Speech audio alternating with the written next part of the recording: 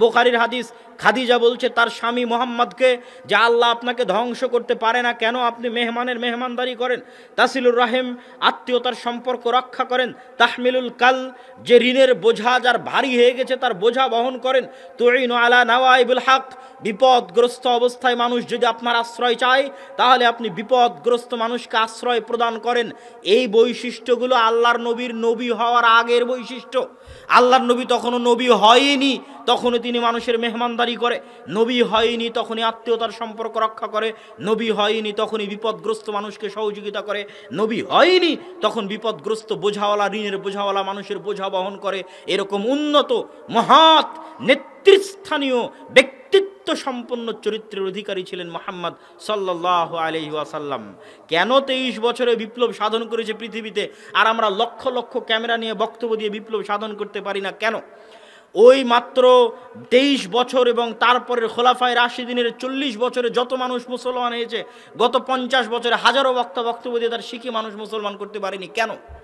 ওই সময় রাসূল সাল্লাল্লাহু আলাইহি ওয়াসাল্লাম এবং তার সাহাবীদের যে উন্নত চরিত্র ছিল, আমাদের গোলামি করতে করতে ওই চরিত্র ধ্বংস হয়ে গেছে। মসজিদ মাদ্রাসায় সালাত আছে, সিয়াম আছে, হজ আছে, যাকাত আছে, ওই সত্যবাদিতা নাই, ওই আমানতদারিতা নাই, ওই ন্যায়পরায়ণতা নাই, ওই সাহসিকতা নাই, ওই উঁচু ব্যক্তিত্ব সম্পন্ন ব্যবহার নাই যেটা আমার নবীর জন্মগত ছিল, সেটা নাই, আমাদের মধ্যে নাই। এই জন্য আমাদের দাওয়াতে বিপ্লব তৈরি হচ্ছে না। শুধু বক্তব্য দিয়ে বিচ্ছিন্নভাবে দুইটা মানুষকে হেদায়েত করা সম্ভব, কিন্তু মুহাম্মদ সাল্লাল্লাহু আলাইহি সাল্লাম যেই বিপ্লব তৈরি করেছিলেন, বিপ্লব মানে একজন ব্যক্তি একটা গ্রামে ঢুকবে তো গোটা গ্রাম মুসলমান হয়ে যাবে, একজন সাহাবী একটা শহরে ঢুকবে তো গোটা শহর মুসলমান হয়ে যাবে। এর জ্বলন্ত নিদর্শন আমাদের মাঝে আছে। বাংলাদেশের কথা বাদ দেন, বাংলাদেশে তাও তো যুদ্ধ হয়েছে, ইখতিয়ারউদ্দিন মোহাম্মদ বিন বখতিয়ার খিলজি এসেছিল, যুদ্ধ হয়েছে। মালয়েশিয়ার ইন্দোনেশিয়ার ইতিহাসের মধ্যে কেউ বলতে পারবে না যে কোনো দিন কোনো কালে কোনো মুজাহিদ যুদ্ধ করার জন্য মালয়েশিয়া ইন্দোনেশিয়াতে গেছিল। এই হিস্ট্রির পাতায় নাই, নাই হিস্ট্রির পাতায় যে কোনো কালে কোনো মুজাহিদ মালয়েশিয়া ইন্দোনেশিয়াতে গেছিল, যায়নি, কেউ যায়নি। মানুষ গেছে, মানুষের ব্যবহার দেখে মানুষ মুসলমান হয়ে গেছে, উন্নত চরিত্র আচরণ দেখে মানুষ মুসলমান হয়ে গেছে, গ্রামকে গ্রাম, শহরকে শহর, দেশকে দেশ মুসলমান হয়ে গেছে। আমাদের সবই আছে, কিন্তু ওই উন্নত চরিত্র আমরা হারিয়ে ফেলেছি। দেখেন, দাওয়াতি ময়দানে আল্লাহ সুবহানাহু তাআলার কাছ থেকে আমাদের শিখতে হবে যে আল্লাহ কিভাবে দাওয়াত দেন। স্বয়ং আল্লাহ সুবহানাহু তাআলা কোরআন মাজিদের মধ্যে ইহুদিদেরকে অভিশপ্ত বলেছেন, উলাইকা লাআনাহুমুল্লাহ, আল্লাহ তাদের উপর অভিশাপ বর্ষণ করেছে। কার কার জিহ্বা দিয়ে? দাউদের জিহ্বা দিয়ে, সুলাইমানের জিহ্বা দিয়ে, মারিয়াম এবং ঈসার জিহ্বা দিয়ে আল্লাহ এই বানু ইসরাইল ইহুদিদের উপর অভিশাপ বর্ষণ করিয়েছেন। আল্লাহ নিজে কোরআন মাজিদে বলেছেন, গায়রিল মাগদুবি আলাইহিম ওয়ালাদ-দাল্লিন, এরা হচ্ছে অভিশপ্ত জাতি। কিন্তু আল্লাহ সুবহানাহু ওয়া তাআলা যখন বানু ইসরাইলকে দাওয়াত দেওয়ার জন্য ডেকেছে, ইহুদিদেরকে যখন দিনের দাওয়াত দেওয়ার জন্য ডেকেছে, আল্লাহ ডাকবেন কোরআনে ইহুদিদেরকে দিনের দাওয়াত দেওয়ার জন্য, তো আল্লাহ একবারও বলেনি ইয়া আইয়ুহাল মালউনিন, এই অভিশপ্তরা শোনো, এই কাফেরেরা শোনো, এইভাবে আল্লাহ সুবহানাহু ওয়া তাআলা বলেনি। আল্লাহ তাদের মর্যাদা এবং সম্মান সূচক নাম ধরে ডেকেছে, বলেছে ইয়া বানি ইসরাঈল আযকুরু নি'মাতি আল্লাতী আন'আমতু আলাইকুম ওয়া ফাদ্দালতুকুম আলাল আলামিন। এই বানু ইসরাইলেরা, তোমরা হচ্ছে নবীর সন্তান, ইয়াকুব আলাইহিস সালাতু ওয়াস সালামের সন্তান, ইয়াকুবের অপর নাম ইসরাইল। আমি তোমাদেরকে সম্মান দিয়ে ডেকে বলতেছি, তোমাদের উপর অনেক দয়া রহমত করেছিলাম। এই আমার শেষ নবী মুহাম্মদ, যার কাছে কোরআন দিচ্ছি, মুসাদ্দিকাল লিমা বাইনা ইয়াদাইয়া, তোমাদের কাছে থাকা তাওরাতকে সত্যায়নকারী, তোমাদের কাছে থাকা ইনজিলকে সত্যায়নকারী, এই কোরআনকে মানো, আমার নবীকে মানো। এই যে আহ্বান আল্লাহর, এই আহ্বান তিনি করছেন সম্মানের সাথে। তিনি চাইলে করতে পারতেন এই অভিশপ্তরা, এই কাফেরেরা সুবহানাহু ওয়া তাআলা নিজে যখন দাওয়াত দিতে গেছে ইহুদিদেরকে, তখন সম্মানের সাথে সম্বোধন করেছে। আল্লাহ সুবহানাহু ওয়া তাআলা কোরআন মাজিদে যখন খ্রিস্টানদের দাওয়াত দিতে গেছে, তখন আল্লাহ সুবহানাহু ওয়া তাআলা কি বলেছে জানেন? ইয়া আহলাল কিতাব, হে কিতাবের অধিকারীরা। কিতাবের অধিকারী হওয়া সম্মানের ব্যাপার। কিতাবের অধিকারী মানে তোমাদের কাছে আমি তাওরাত পাঠিয়েছিলাম, তোমাদের কাছে ইনজিল পাঠিয়েছিলাম, তোমাদের মধ্যেও নবী পাঠিয়েছিলাম, তোমরা সম্মানিত। ইয়া আহলাল কিতাব, হে খ্রিস্টানেরা, তোমরা সম্মানিত। কেন সম্মানিত? তোমরা আহলে কিতাব, তাই সম্মানিত। তোমাদের কাছে ইনজিল আছে, তাই সম্মানিত। তোমাদের কাছে তাওরাত আছে, তাই সম্মানিত। তোমাদেরকে সম্মান দিয়ে ডেকেই বলছি আহলাল কিতাব তাআলাউ ইলা কালিমাতিন সাওয়াআম বাইনানা ওয়া বাইনাকুম। এইভাবে আল্লাহ সুবহানাহু ওয়া তাআলা তাদেরকে সম্মান দিয়ে ডেকেছে। যখন ইহুদি বাদ গেছে, নাসারা বাদ গেছে, আল্লাহ যখন মুশরিক হিন্দু মূর্তি পূজকদের ডাকতে চেয়েছে, ডোম চামার মেথর মুচি আফ্রিকার কালো থেকে শুরু করে পৃথিবীর যে কোনো বংশ, যে কোনো গোত্র, যে কোনো ধর্মের মানুষকে ডাকতে চেয়েছে, তখন আল্লাহ ডেকেছে ইয়া আইয়ুহান নাস, হে আদমের সন্তানেরা, ইয়া ইবাদি, হে আমার বান্দারা, হে আদমের সন্তানেরা, হে আমার বান্দারা। আল্লাহর বান্দা আর আদমের সন্তান এই দুই নামে ডাকার চাইতে সম্মানসূচক ডাক পৃথিবীতে আর নাই। আল্লাহ বলেনি এই কালোরাই, ডোমেরাই, চামারেরাই, মেথরেরা না। ডোম চামার মেথর মুচি হিন্দু বৌদ্ধ ইহুদি খ্রিস্টান মুশরিক কালো সাদা যে যে পেশায় আছে সব আল্লাহর বান্দা, আর সব হচ্ছে আদম আলাইহিসসালাতু ওয়াসসালামের সন্তান। এই ন্যূনতম সম্মান দিয়ে, সর্বোচ্চ সম্মান দিয়ে আল্লাহ দাওয়াত দিয়েছে কোরআনে। এটা কোরআনের দাওয়াতি উসলুব। আমি বলছি, আপনি খুলে দেখবেন কোরআনে আল্লাহ দাওয়াত দিচ্ছে ইহুদিদেরকে কিভাবে, কোরআনে আল্লাহ দাওয়াত দিচ্ছে খ্রিস্টানকে কিভাবে, কোরআনে আল্লাহ দাওয়াত দিচ্ছে ইহুদি খ্রিস্টান বাদে দুনিয়ার মুশরিক অগ্নি পূজকদেরকে কিভাবে। ইহুদিদেরকে দাওয়াত দিয়েছে ইয়া বানি ইসরাইল, খ্রিস্টানদের দাওয়াত দিয়েছে ইয়া আহলাল কিতাব, আর দুনিয়ার বাকি মানুষকে দাওয়াত দিয়েছে ইয়া আইয়ুহান নাস, ইয়া ইবাদি, হে আমার বান্দারা, হে দুনিয়ার মানুষেরা। এটা হচ্ছে আল্লাহর দাওয়াতের ভাষা, ব্যবহারের নীতি, প্রয়োগের নীতি। আমাদের নবী মুহাম্মদ সাল্লাল্লাহু আলাইহি ওয়াসাল্লাম যখন রোমের বাদশাহ, এমনিতেই তো তিনি পৃথিবীর, আমাদের নবী মুহাম্মদ সাল্লাল্লাহু আলাইহি ওয়াসাল্লাম তো এমনিতেই পৃথিবীর সবচেয়ে উন্নত চরিত্রের মানুষ, পৃথিবীর সবচেয়ে বেশি উন্নত ব্যক্তিত্ব সম্পন্ন মানুষ। তারপরেও যখন তিনি চিঠি লিখেছে রোমান সম্রাট হেরাক্লিয়াসের কাছে, যখন তিনি চিঠি লিখেছে পারস্যের সম্রাট খসরুর কাছে দ্বীনের দাওয়াত নিয়ে, ইসলাম গ্রহণ করো এই দাওয়াত নিয়ে চিঠি লিখেছে, তখন তিনি এই বলে সম্বোধন করেননি যে এই কাফের, এই মুশরিক, এই ইহুদি, এই খ্রিস্টান না, এই বলে মুহাম্মদ সাল্লাল্লাহু আলাইহি ওয়াসাল্লাম সম্বোধন করেননি। তিনি তার যে পদমর্যাদা আছে ওই পদমর্যাদার সম্মান রক্ষা করে তাকে সম্বোধন করেছে যে মিন আব্দুল্লাহ মুহাম্মদ, আল্লাহর বান্দা মুহাম্মাদের পক্ষ থেকে, ইলা আজিমার রোম, রোমান সম্রাটের যিনি এম্পায়ারের প্রধান রাজা বাদশাহ তার প্রতি। তারপরে ন্যূনতম এটিকেট, ন্যূনতম ম্যানার রক্ষা করার জন্য সালাম ব্যবহার করেছেন। অথচ ইহুদি খ্রিস্টানকে সালাম দিতে হয় না, কিন্তু আল্লাহর নবী সালাম ব্যবহার করেছেন, যদিও তিনি তাকে সালাম দেননি, কিন্তু সালাম ব্যবহার করেছেন। বলেছেন আসসালামু আলা মান ইত্তাবাআল হুদা, সালাম বর্ষিত হোক তার প্রতি যারা হেদায়েতের উপর আছে। অথচ যার কাছে চিঠি যাচ্ছে ও তো হেদায়েতের উপর নাই, তাহলে সালাম দিয়ে লাভ কি? রোমানের সম্রাট হেরাক্লিয়াস তো আর হেদায়েতের উপর নাই, পারস্যের সম্রাট খসরু তো আর হেদায়েতের উপর নাই, কিন্তু যে এটিকেট, ম্যানার, যে চরিত্রের উন্নতি, এটা রক্ষা করার জন্য রাসূল সাল্লাল্লাহু আলাইহি ওয়াসাল্লাম সালাম ব্যবহার করেছেন। কিন্তু সালাম তার উপর গিয়ে পড়বে না, পড়বে যারা হেদায়েতের উপর আছে তাদের উপর। আসসালামু আলা মান ইত্তাবাআল হুদা, সালাম বর্ষিত হোক তাদের উপর যারা হেদায়েতের উপর আছে। এটা হচ্ছে রাসূল সাল্লাল্লাহু আলাইহি ওয়াসাল্লামের দাওয়াতের উসলুব, দাওয়াতের মূলনীতি, দাওয়াতের সিস্টেম, দাওয়াতের ব্যবহার। মুসা আলাইহিস সালাতু ওয়াস সালামের মতো নবীকে যখন আল্লাহ সুবহানাহু ওয়া তাআলা ফেরাউনের মতো কাফেরকে দাওয়াত দেওয়ার জন্য পাঠিয়েছেন, তখন আল্লাহ মুসা আলাইহিস সালাতু ওয়াস সালামকে আদেশ করেছেন তোমার ভাষা হবে নরম, মুখের কথা হবে নরম, এবং ওয়ালা তানিয়া ফি যিকরি, আর আল্লাহকে ডাকতে, আল্লাহকে স্মরণ করতে ভুলবে না। মুখের ভাষা নরম রেখে দাওয়াত দিবে, আর আল্লাহকে স্মরণ করতে এবং ডাকতে ভুলবে না। তাহলে মুসার মতো নবী যদি ফেরাউনের মতো কাফেরকে নরম ভাষায় দাওয়াত দেয়, তাহলে আমার মতো যাদের জীবন গুনাহে পরিপূর্ণ, আমরা যদি এক অপর মুসলমানকে দাওয়াত দিতে চাই, তাহলে আমাদের ভাষা কত নরম হতে হবে, আমাদের ভাষা কত ভদ্রচিত হতে হবে, কত আত্মমর্যাদা সম্পন্ন, আত্মসম্মান বোধ সম্পন্ন, উন্নত চরিত্র, উন্নত ব্যক্তিত্ব সম্পন্ন হতে হবে। তা আপনাদেরকে চিন্তা করার জন্য, উপস্থিত যারা দিনী ভাই আছে তাদের চিন্তা করার জন্য, যে যেখান থেকে শুনছেন তাদেরকে চিন্তা করার জন্য আমি উদাত্ত আহ্বান জানাচ্ছি। সম্মানিত উপস্থিতি, আমাদের মুসলমানদের যে নৈতিক চারিত্রিক অবক্ষয় ঘটেছে, আমাদের কথা, আমাদের বার্তা, আমাদের ব্যবহার, আমাদের আচার এবং আচরণে, যে আমরা ইসলামের মূল জিনিসটা ভুলে গেছি, যে ইসলামের মূল ভিত্তিটাই হচ্ছে সততার উপর, ন্যায়পরায়ণতার উপর, আমানতদারিতার উপর। আল্লাহ সুবহানাহু ওয়া তাআলার চাইতে সত্যবাদী কেউ আছে? আল্লাহ সুবহানাহু ওয়া তাআলার চাইতে আমানতদার কেউ আছে? আল্লাহ সুবহানাহু ওয়া তাআলার চাইতে ন্যায়পরায়ণ কেউ আছে? ইন্নাল্লাহা আদল, আল্লাহ ন্যায়পরায়ণ। ইন্নাল্লাহা ইয়া'মুরুকুম বিল আদলি ওয়াল ইহসান, আল্লাহ তোমাদেরকে ন্যায়পরায়ণতার আদেশ দেন, ইহসানের আদেশ দেন, এটা আল্লাহর আদেশ। ইসলামের মূল ভিত্তি হচ্ছে সততা, ন্যায়পরায়ণতা, আমানতদারিতা। এটার উপর ভিত্তি করে সব কিছুকে দাঁড় করিয়ে রাখা আছে। যে কোনো ব্যবসা, যে কোনো কথাবার্তা, যে কোনো লেনদেন যার মধ্যে চুল পরিমাণ মিথ্যা আছে ওটা হারাম, চুল পরিমাণ ধোঁকা আছে ওটা হারাম, চুল পরিমাণ আমানতের খেয়ানত আছে হারাম, চুল পরিমাণ অন্যায়পরায়ণতা আছে সেটাই জুলম। ন্যায়পরায়ণতা মানে কি? ন্যায়পরায়ণতা মানে হচ্ছে যার যতটুকু যোগ্য তাকে ততটুকু দেওয়া, এটা হচ্ছে ন্যায়পরায়ণতা। আর আমরা প্রত্যেকেই জালেম। কিভাবে প্রত্যেকেই জালেম? আমি আমার স্ত্রীর উপর জালেম, আপনার স্ত্রী আপনার উপর জালেম, তথা সে ইনসাফ করতে পারছে না। আপনি আপনার সন্তান সন্ততির উপর জালেম, আপনি আপনার অধীনস্থ কর্মচারীদের উপর জালেম, আপনি আপনার ভাইয়ের প্রতি জালেম, মানে আপন ভাইয়ের প্রতি জালেম, আপনি আপনার বাপ মায়ের প্রতি জালেম, আপনার বাপ মা আপনার প্রতি জালেম, আপনি আপনার পাড়া প্রতিবেশীর প্রতি জালেম, আপনার পাড়া প্রতিবেশী আপনার প্রতি জালেম, আপনি আপনার ছাত্রের প্রতি জালেম, আপনি আপনার সহকর্মী সহপাঠী তাদের প্রতি জালেম, মসজিদ কমিটির সভাপতি মসজিদের ইমাম মুয়াজ্জিনের উপর জালেম, সংগঠনের নেতা তার অধীনস্থ কর্মীর উপর জালেম।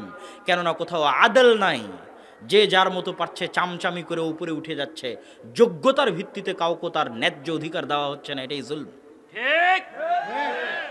তাহলে সমাজের রন্ধ্রে রন্ধ্রে, মুসলিম সমাজের রন্ধ্রে রন্ধ্রে অন্যায়পরায়ণতা ঢুকে গেছে, অত্যাচার জুলম ঢুকে গেছে, মিথ্যা প্রবেশ করেছে, অসততা প্রবেশ করেছে, দুর্নীতি প্রবেশ করেছে। যে হজ করতে গেছে হাজি ওর পুরো টাকা চরম দুর্নীতির মাধ্যমে ইনকাম করা, তাহলে সেই হজ দিয়ে কি হবে?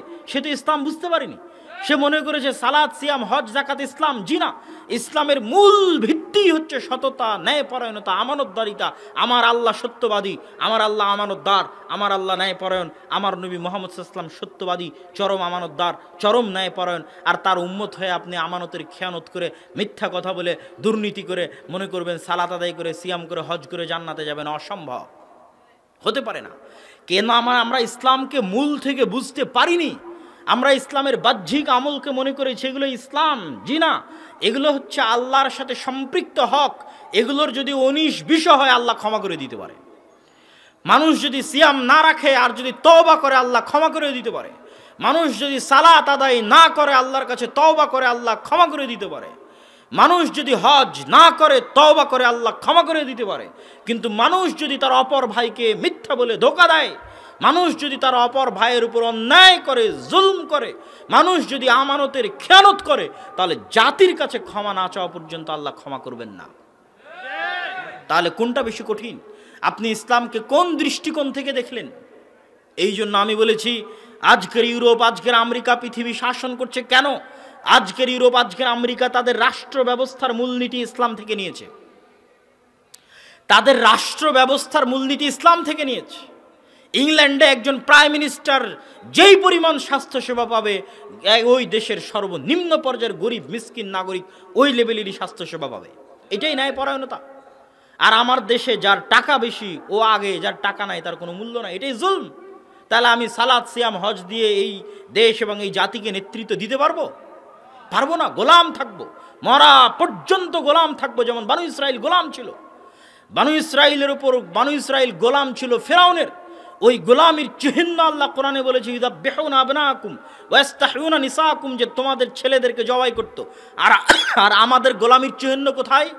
এরকম লক্ষ লক্ষ মিডিয়ার সামনে, আল জাজিরার সামনে, বিবিসির সামনে, ইনস্টাগ্রাম, ইউটিউব, ফেসবুক, টুইটারের লাইভ ভিডিওর সামনে, সারা পৃথিবীর সকল মানুষের চোখের সামনে, সারা পৃথিবীর 57টা মুসলিম দেশের রাষ্ট্রপ্রধানের সামনে ডেইলি হাজার হাজার মুসলমানের সন্তানকে ফিলিস্তিনে নির্বিচারে হত্যা করা হচ্ছে। তাহলে আমরা যে গোলাম, এর চেয়ে বড় প্রমাণ আপনি আর কি নেবেন? আমরা আজকের যুগের গোলাম আর তারা আজকের যুগের ফেরাউন। এবং আমরা গোলামি করছি এই কারণেই যে আমাদের মধ্যে ওই মূল জিনিস আমরা হারিয়ে ফেলেছি। গোলামি করতে করতে ওই চরিত্র ধ্বংস হয়ে গেছে। আপনি রাত 12টা-1টার সময় ফ্রান্সের আইফেল টাওয়ারে যান, ফ্রান্সের আইফেল টাওয়ারের আশেপাশে রাত 12টা-1টার সময় যতজন বিড়ি খাচ্ছে, যতজন বিড়িখোর আছে, যতজন গাঞ্জাখোর আছে, মদখোর আছে, জুয়া খেলতেছে, প্রত্যেকটা মুসলমান। ওরা আফ্রিকা থেকে আসছে। কেননা ফ্রান্স আফ্রিকা শাসন করত। ফ্রান্স শাসন করে ওদের স্বাভাবিক জন্মগত মানুষের যে চরিত্র আছে ধ্বংস করে দিয়েছে। গোলাম বানিয়ে বিভক্ত করে জুলুম করে অত্যাচার করে ন্যূনতম মানবিক মর্যাদা ধ্বংস করে দিয়েছে। কোনো সাদা চামড়ার পাবেন না যে ওখানে তখন বিড়ি জুয়া আর মদ নিয়ে আড্ডা করতেছে। আমি বাংলাদেশের কথা বলিনি, সারা পৃথিবীর মুসলমানদের কথা বলছি। বাংলাদেশ, পাকিস্তান থেকে শুরু করে আফগানিস্তান থেকে শুরু করে সিরিয়া, ইয়েমেন হয়ে আফ্রিকার যে কোনো কান্ট্রি থেকে যত মুসলমান ইউরোপ এবং আমেরিকায় গেছে, তারা কি পেশাগত জীবনে তারা কি করে আপনি জরিপ করেন। যত মুসলমান ইউরোপ আমেরিকায় গেছে তারা পেশাগত জীবনে কি করে? তারা কয়জন মেডিকেল কলেজের প্রফেসর, ডক্টর, কয়জন বিজ্ঞান ইনস্টিটিউটের গবেষক, আর কয়জন ট্যাক্সি ড্রাইভার, সুপার শপের দোকানদার, কেয়ার হোমের জব করে কয়জন?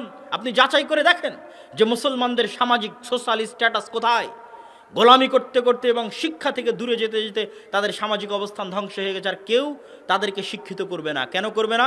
শিক্ষিত হলে মানুষের মধ্যে আত্মমর্যাদা তৈরি হয়, সঠিক শিক্ষা পেলে মানুষের মধ্যে আত্মসম্মান তৈরি হয়, আত্মমর্যাদা তৈরি হয়।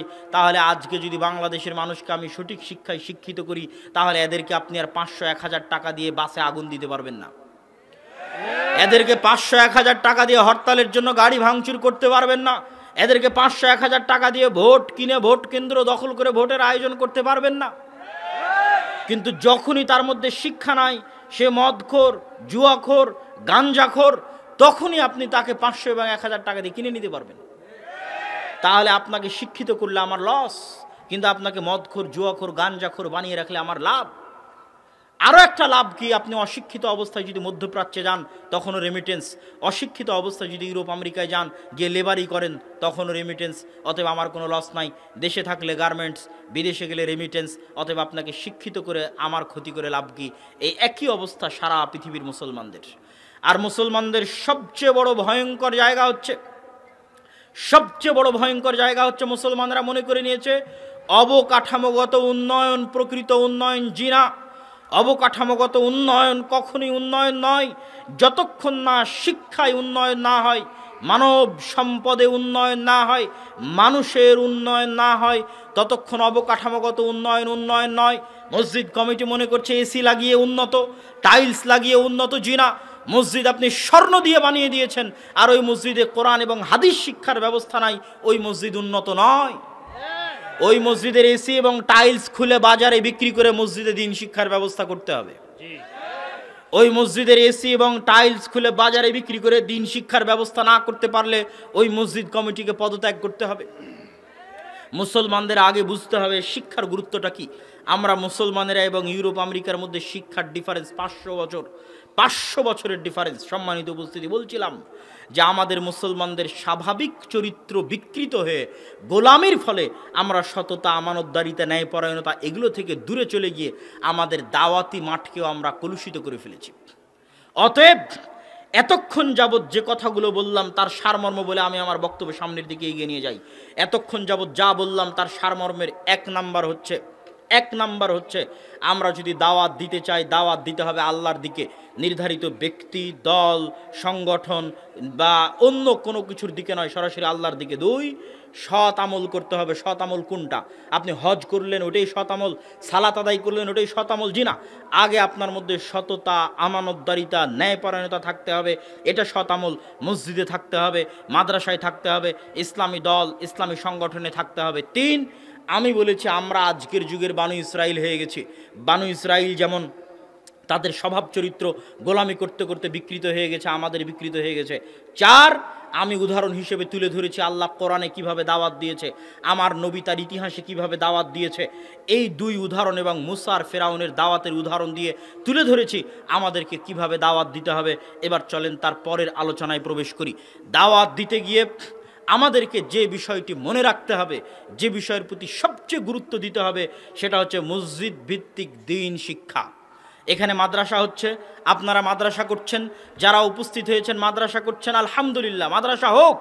কিন্তু তারপরেও আমি আপনাদেরকে উদাত্ত আহ্বান জানাবো যে দাওয়াতের ক্ষেত্রে সবচেয়ে গুরুত্ব দিবেন মসজিদ ভিত্তিক দ্বীন শিক্ষা। কেন? এটা আহলে হাদিস হিসেবে বলছি না, হানাফি হিসেবে বলছি না, মুসলমানদের সন্তানের ভবিষ্যৎ প্রজন্মের রক্ষার খাতিরে বলতেছি। আমাদের দেশে যেই শিক্ষা কারিকুলাম চালু হয়েছে, যেই শিক্ষা কারিকুলামে মুসলমানের দেশে, মুসলমানের স্কুলে মুসলমান ছাত্রদেরকে, ছাত্রীদেরকে মুসলমান শিক্ষক দিয়ে সরাসরি ইসলামে হারাম যেই বেহায়াপনা, যেই বেলেল্লাপনা, যেই নাচ, যেই গান ইসলামে সম্পূর্ণরূপে হারাম, সেই হারাম বিধান বাধ্যতামূলক শিখার ব্যবস্থা করা হয়েছে। এইরকম একটা ভয়ঙ্কর পরিবেশে আপনি যদি আপনার ভবিষ্যৎ প্রজন্মকে রক্ষা করতে চান, মসজিদগুলো আবাদ করার কোনো বিকল্প নাই।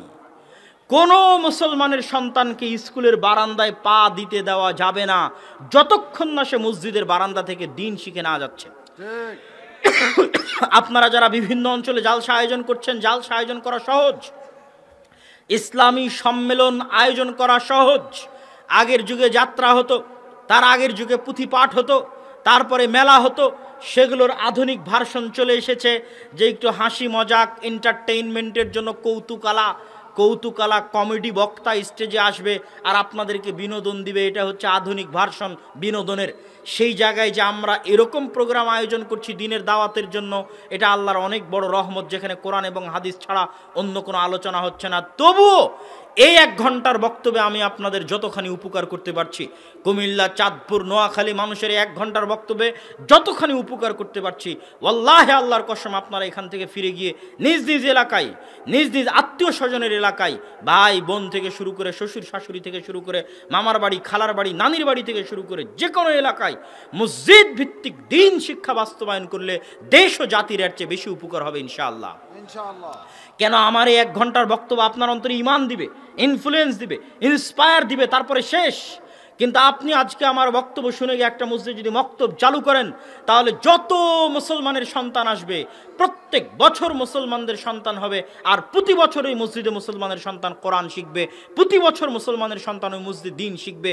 এই যে নন স্টপ সাদাকায়ে জারিয়া চালু হয়ে গেল, শুধু যারা মাদ্রাসায় আসবে তাদের জন্য নয়, সকল মুসলমানের সন্তানের জন্য, যে স্কুলে যেতে চায় তার জন্য, যে কলেজে যেতে চায় তার জন্য, যে ব্রাকে যেতে চায় তার জন্য, যে কেজিতে যেতে চায় তার জন্য, যে ইংলিশ মিডিয়ামে যেতে চায় তার জন্য, সবার জন্য বাধ্যতামূলক করে দিবেন যে হ্যাঁ আসো তোমরা 1 বছর মসজিদে দ্বীন শিখে যাও, কোরআন শিখে যাও।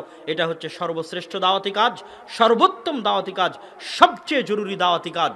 আপনি যদি মনে করেন দাওয়াতি কাজ মানে জালসা, দাওয়াতি কাজ মানে মাদ্রাসা, ঠিক আছে, এগুলো দাওয়াতি কাজ, কিন্তু এর বাইরেও আরেকটি জরুরি দাওয়াতি কাজ হচ্ছে মসজিদের মক্তবগুলোকে শক্তিশালী করা, মসজিদ ভিত্তিক দ্বীন শিক্ষা মাধ্যমকে শক্তিশালী করা। আমি যদি আমার বক্তব্য দিয়ে আপনাকে বুঝাতে অক্ষম হই, তাহলে ব্রাককে দেখেন, ব্রাকের মসজিদ নাই, ওয়াকফ করা জায়গা নাই, দান নাই, সেই ব্রাক ভাড়া করা জমিতে ভাঙ্গা বেড়া, ভাঙ্গা টিন দিয়ে 25 থেকে 30 হাজারের বেশি স্কুল সারা বাংলাদেশে পরিচালনা করছে শুধুমাত্র প্রাথমিক লেভেলের শিক্ষা দেওয়ার জন্য। আজকে বাংলাদেশের সর্বশ্রেষ্ঠ স্কুলগুলো খ্রিস্টান মিশনারিদের পরিচালিত স্কুল। কেন আপনার সন্তানকে শিক্ষা দেওয়া তাদের কাছে এত জরুরি? কেন শিক্ষা কারিকুলাম নিয়ে এত গবেষণা? কেন শিক্ষা কারিকুলাম নিয়ে এত তোলপাড়? কেননা শিক্ষাই মূল, একাডেমিকভাবে যে জিনিসটা শিখবে ওটাই মূল। অতএব ওটার যুদ্ধ আপনি জালসা দিয়ে করতে পারবেন না, ওটার যুদ্ধ আপনি দল সংগঠন দিয়ে করতে পারবেন না, ওটার যুদ্ধ আপনাকে শিক্ষা দিয়ে করতে হবে। আর এই শিক্ষার সবচেয়ে সুবর্ণ মাধ্যম হচ্ছে মসজিদ ভিত্তিক দ্বীন শিক্ষার ব্যবস্থা করা। মসজিদ ভিত্তিক দ্বীন শিক্ষার কোনো বিকল্প নেই। আপনারা যদি মসজিদ ভিত্তিক দ্বীন শিক্ষার জন্য এগিয়ে আসেন, তাহলে আমরা আল জামিয়া সালাফিয়ার পক্ষ থেকে, আদ-দাওয়া ইলাল্লাহর পক্ষ থেকে আপনাদের পাশে থাকতে চাই। কিভাবে থাকতে চাই সেটা আপনাদের শোনা জরুরি, জেনে থাকা জরুরি যে কিভাবে পাশে থাকতে চাই। আপনি যদি আপনার মসজিদে মক্তব চালু করতে চান, সেখানকার সিলেবাস দেওয়া, উক্ত মক্তবের শিক্ষকের ট্রেনিং দেওয়া, তার যাতায়াত খরচ দিয়ে জামিয়া সালাফিয়ায় নিয়ে গিয়ে যাতায়াত খরচ দিয়ে থাকা খাওয়া দিয়ে ট্রেনিং দেওয়া আমাদের জিম্মেদারি। সিলেবাসের অন্তত 5টা 10টা করে বই আপনার মক্তবে পাঠিয়ে দেওয়া আমাদের জিম্মেদারি। আপনার ওই মক্তবের ম্যানেজমেন্ট সিস্টেমকে ডেভেলপ করা আমাদের জিম্মেদারি। আমরা করছি, এখনও অব্যাহত করছি। আজকে এখনও জামিয়া সালাফিয়া ডাঙ্গিপাড়াতে মক্তবের শিক্ষকদের 3য় ব্যাচের ট্রেনিং হচ্ছে। এর আগে 2য় এবং প্রথম ব্যাচের ট্রেনিং হয়ে গেছে।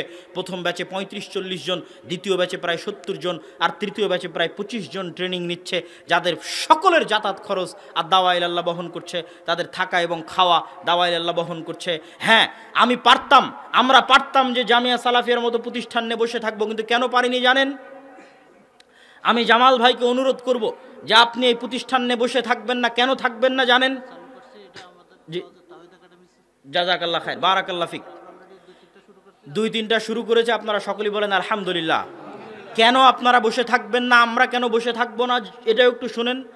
জামিয়া সালাফিয়া থেকে জামিয়া সালাফিয়ায় যদি 3000 ছাত্র পড়ে, 4000 ছাত্র পড়ে সারা বাংলাদেশের, তাহলে এটা বাংলাদেশের 18 কোটি জনগণের লক্ষ ভাগের, কোটি ভাগের, 1 ভাগের, চুল ভাগের, সরিষা ভাগেরও ভাগ নয়। কথা মানে বুঝতে পারেননি? 18 কোটি জনগণের মধ্যে 3000 ছেড়ে দিলে খুঁজে পাওয়া যাবে? 4000 ছেড়ে দিলে খুঁজে পাওয়া যাবে? আপনি জরিপ পড়েন, হানাফি আহলে হাদিস মিলে যত কওমি আলিয়া মাদ্রাসা আছে সারা বাংলাদেশের জরিপ অনুযায়ী মাত্র 2% বাংলাদেশি ছেলে মেয়ে মাদ্রাসায় যায়।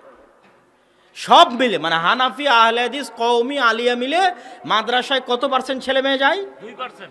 আর 98% ছেলে মেয়ে যায় স্কুলে। তাহলে ওই 2%-এর জন্য মাদ্রাসা নিয়ে যদি আমি বসে থাকি আর এই বছরে একবারের এই জালসা নিয়ে বসে থাকি, তাহলে জাতির কাছে দিন পৌঁছাতে পারবো না? জাতির কাছে দিন পৌঁছাতে পারবো না। এই জিনিস আমার ব্রেনে ঢুকেছে যখন ইউরোপ এবং আমেরিকা সফর করেছি। তারা শিক্ষা নিয়ে তাদের যে ফোকাস, জ্ঞান নিয়ে তাদের যে ফোকাস, আরে ইউরোপ আমেরিকায় বুর্জ খলিফা নাই, ইউরোপ আমেরিকায় সৌদির মতো বড় রাস্তা নাই, তারপরে ইউরোপ আমেরিকা পৃথিবী শাসন করে কেন? ওদের অক্সফোর্ড আছে, ক্যামব্রিজ আছে, হার্ভার্ড আছে। বুর্জ খলিফা দিয়ে পৃথিবী শাসন করা যায় না। বিনোদন এবং পর্যটন দিয়ে পৃথিবী শাসন করা যায় না। বিনোদন পর্যটন বিক্রি করে সাময়িক 1-2 বছরের জন্য 2 টাকা ইনকাম করা যেতে পারে, পৃথিবী শাসন করা যায় না। পৃথিবী শাসন করতে হলে এরকম উন্নত চরিত্র, ব্যক্তিত্ব লাগবে, শিক্ষা লাগবে, জ্ঞান লাগবে, যেটার পেছনে তারা শ্রম দিচ্ছে। আল্লাহ তাদের উপর দয়া করেছে এই জন্য নয়, আমাদের হাতের কামাই, আমরা ওই জিনিসগুলো অর্জন করতে পারিনি, তারা নিয়ে গেছে, আমাদের থেকে নিয়ে গেছে। এই জন্য আমরা গোলাম আর তারা শাসক। সেখান থেকে আমি বুঝেছি শিক্ষায় ফোকাস দিতে হবে। মুসলমানদের একদম রুট লেভেলে দিনের জ্ঞান পৌঁছে দিতে হবে, আর একদম গ্রাস রুট লেভেলে দিনের জ্ঞান পৌঁছে দেওয়ার এর চেয়ে বড় কোনো মাধ্যম নাই মসজিদ ভিত্তিক দিন শিক্ষা। 140-এর অধিক মসজিদ সফর করেছি। এই জন্য এবছর জালসা সম্মেলন তেমন একটা নাই, করা হয়নি। বিশেষ বিশেষ কিছু মানুষের অনুরোধে জালসা সম্মেলন করেছি। 140টা যে মসজিদ সফর দিয়েছে, ওরকম 140টা জালসা করলে অনেক ইনকাম হতো। সেখানে 140টা মসজিদ সফর দিয়েছি ফি সাবিলিল্লাহ, আল্লাহর সন্তুষ্টির জন্য, নিজের খরচে, মুসলমানের সন্তানের মধ্যে মসজিদ ভিত্তিক দিন শিক্ষার লক্ষ্যে, সচেতনতা তৈরির লক্ষ্যে। এবং 300-র অধিক মক্তব আমরা উদ্বোধন করেছি। আমাদের আগামীকালও সফর আছে দিনাজপুরে।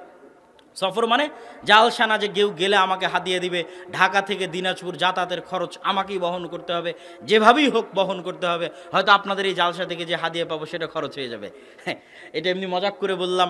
তো যেভাবেই হোক সেটা খরচ হয়ে যাবে। তো এই যে নিজের খরচে বাংলাদেশের বিভিন্ন কোনায় কোনায় গিয়ে, প্রান্তে প্রান্তে গিয়ে মসজিদ ভিত্তিক দিন শিক্ষাকে শক্তিশালী করার এই জাজবা, এই আবেগ, এই অনুভূতি আপনারা অনুভব করার চেষ্টা করবেন।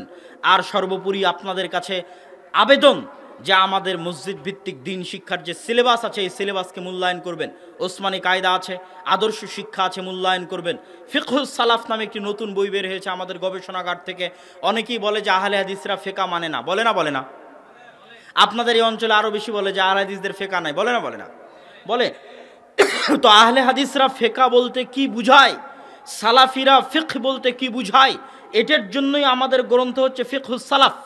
ভারত উপমহাদেশের একজন বিখ্যাত আহলুল হাদিস আলেম নওয়াব সিদ্দিক হাসান খান ভূপালী, 250-300 বছর আগে ভারত উপমহাদেশে জন্ম নেওয়া আহলে হাদিস আলেম, যার প্রায় 300-র অধিক বই আছে আরবি ভাষায় লিখিত। নওয়াব সিদ্দিক হাসান খান ভূপালীর 300-র অধিক বই আছে শুধু আরবি ভাষায় লিখিত, ভারতের আহলে হাদিস আলেম।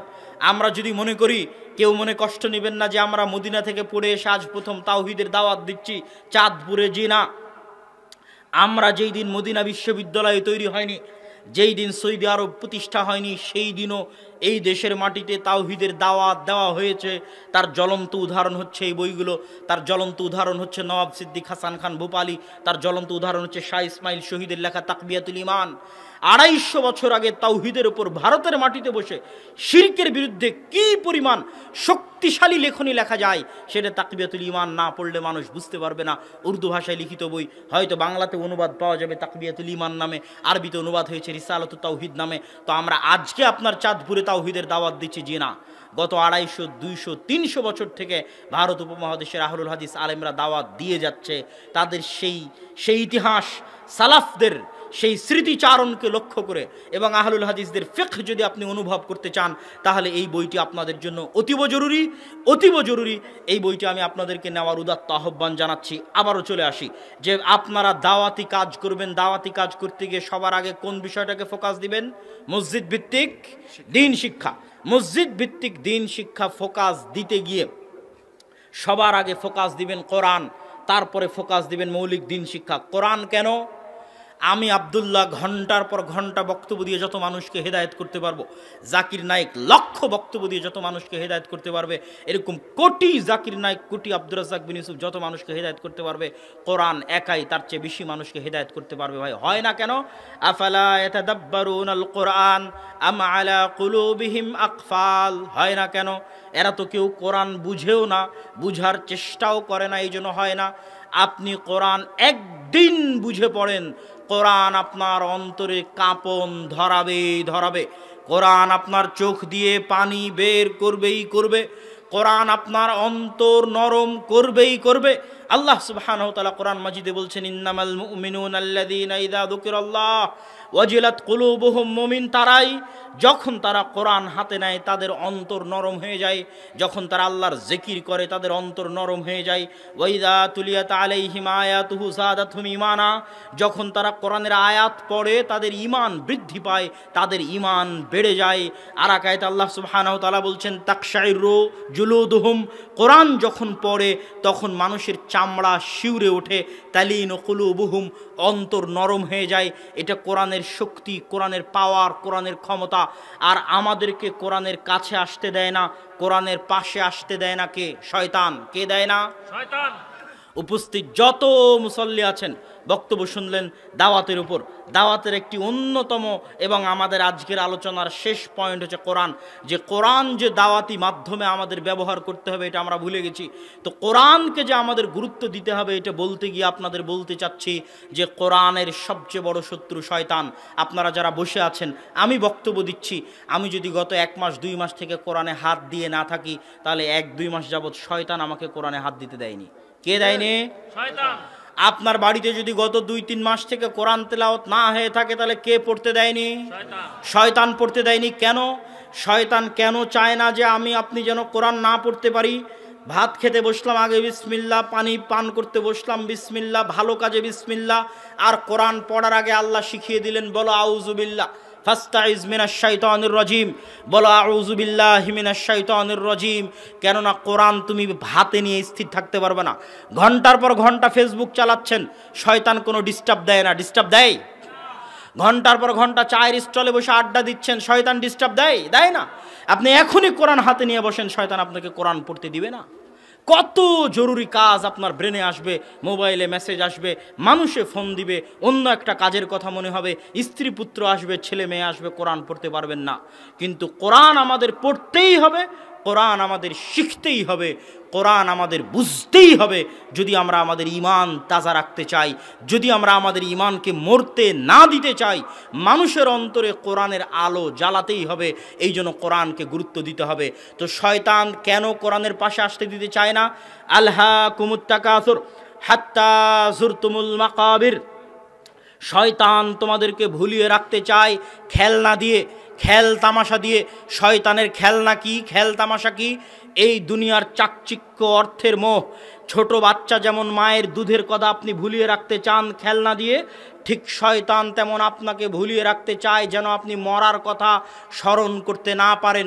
শয়তানের সবচেয়ে বড় চেষ্টা, সবচেয়ে বড় দাবি, দুনিয়ার মায়াজাল দিয়ে, দুনিয়ার চাকচিক্য দিয়ে, দুনিয়ার মোহ মায়া দিয়ে মানুষকে মরার কথা ভুলিয়ে রাখো।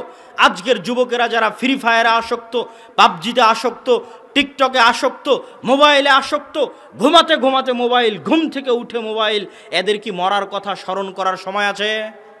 সময় নাই। এটাই শয়তানের ষড়যন্ত্র। একে ষড়যন্ত্র থেকে বাঁচাবে কোরআন। ও যদি কোরআন, আল্লাহর ওয়াস্তে যদি কোরআন বুঝতে পারতো, আল্লাহর ওয়াস্তে যদি কোরআন পড়তে পারতো, ওর অন্তর নরম হতো, ওর অন্তর কাঁপতো, ওর অন্তর আল্লাহর ভয়ে থরথর করে কেঁপে উঠতো, শয়তানের ষড়যন্ত্র বুঝতে পারতো। অতএব সম্মানিত, আল্লাহর বৈশিষ্ট্য অনুযায়ী বানু ইসরাইলের চরিত্র ত্যাগ করে সত্যবাদিতা, আমানতদারিতা, ন্যায়পরায়ণতা প্রতিষ্ঠিত করতে হবে। দাওয়াত দিতে হবে মসজিদ ভিত্তিক দ্বীন শিক্ষার মাধ্যমে। দাওয়াত শুরু করতে হবে কোরআনের দাওয়াত, কোরআনের জ্ঞান মানুষের মধ্যে পৌঁছে দেওয়ার মাধ্যমে। আর বক্তব্যের শেষে এসে আপনাদের কাছে উদাত্ত আহ্বান জানাতে চাই, আগামী 7 ও 8ই মার্চ আল জামিয়া সালাফিয়া রূপগঞ্জ নারায়ণগঞ্জ, স্মরণ আছে আপনাদের? আল জামিয়া সালাফিয়া রূপগঞ্জ নারায়ণগঞ্জের 7 ও 8ই মার্চের তারিখের সালাফি কনফারেন্সে 3 দেশের বক্তা থাকবে। 3 দেশ, সৌদি আরবের বক্তা থাকবে, ভারতের বক্তা থাকবে এবং বাংলাদেশের থাকবে। সৌদি, ভারত এবং বাংলাদেশের বিজ্ঞ আলেম ওলামা সালাফি কনফারেন্স জামিয়া সালাফিয়া রূপগঞ্জ নারায়ণগঞ্জ 7-8 মার্চ উপস্থিত হবে। আপনাদেরই সম্পদ, আপনাদেরই দানের টাকায় গড়ে ওঠা বিশাল 50 থেকে 60 বিঘা জমির উপর, এখন পর্যন্ত জমির পরিমাণ 60 বিঘা, আর আমাদের মাস্টার প্ল্যান অনুযায়ী 100 বিঘার মাস্টার প্ল্যান। এই বিশাল সম্পদ আপনাদের, এই সম্পদ দেখতে যাওয়া, এই সম্পদের জন্য দোয়া করার দায়িত্ব আপনাদের। অতএব উক্ত 7 এবং 8ই মার্চের অনুষ্ঠানে আপনাদের উপস্থিতির উদাত্ত আহ্বান জানিয়ে এবং আপনাদেরকে যে বইগুলোর কথা বললাম এই বইগুলো এবং মসজিদ ভিত্তিক দিন দাওয়াতি শিক্ষার উদাত্ত আহ্বান জানিয়ে এবং যে অনুষ্ঠানে আমরা এসেছি তাওহিদ একাডেমি অ্যান্ড ইসলামিক সেন্টার, এই প্রতিষ্ঠানে সহযোগিতা করা, এই প্রতিষ্ঠানে সন্তান দেওয়ার উদাত্ত আহ্বান জানিয়ে আমি আমার আজকের আলোচনা শেষ করছি। আল্লাহর নিকটে এই দোয়া করে যে হে আল্লাহ, আজকে যারা এই অনুষ্ঠানে উপস্থিত হয়েছে আপনি সকলকে ক্ষমা করুন, আল্লাহুম্মা আমিন। হে আল্লাহ, জামাল ভাই সহ যারা এই অনুষ্ঠানের আয়োজন করেছে, সহযোগিতা করেছে, দান করেছে, তাদের ধন সম্পদে বরকত দান করুন, আল্লাহুম্মা আমিন। হে আল্লাহ, যারা এই অনুষ্ঠান আয়োজন করেছে, এই প্রতিষ্ঠান পরিচালনা করছে, তাদেরকে আসমানি জমিনি যে কোনো বালা মুসিবত থেকে হেফাজত করুন, আল্লাহুম্মা আমিন। হে আল্লাহ, আপনি আমাদেরকে মৃত্যু পর্যন্ত ঈমানের সাথে, কোরআনের সাথে এবং সঠিক আকীদা ও আমলের সাথে সম্পৃক্ত থাকার তৌফিক দান করুন, আল্লাহুম্মা আমিন। এই দোয়া, এই দাবি আল্লাহর দরবারে রেখে আজকের বক্তব্য এখানে শেষ করছি। ওয়া আখিরু দাওয়ানা আনিল হামদুলিল্লাহি রাব্বিল আলামিন। আসসালামু আলাইকুম ওয়া রাহমাতুল্লাহি ওয়া বারাকাতুহু।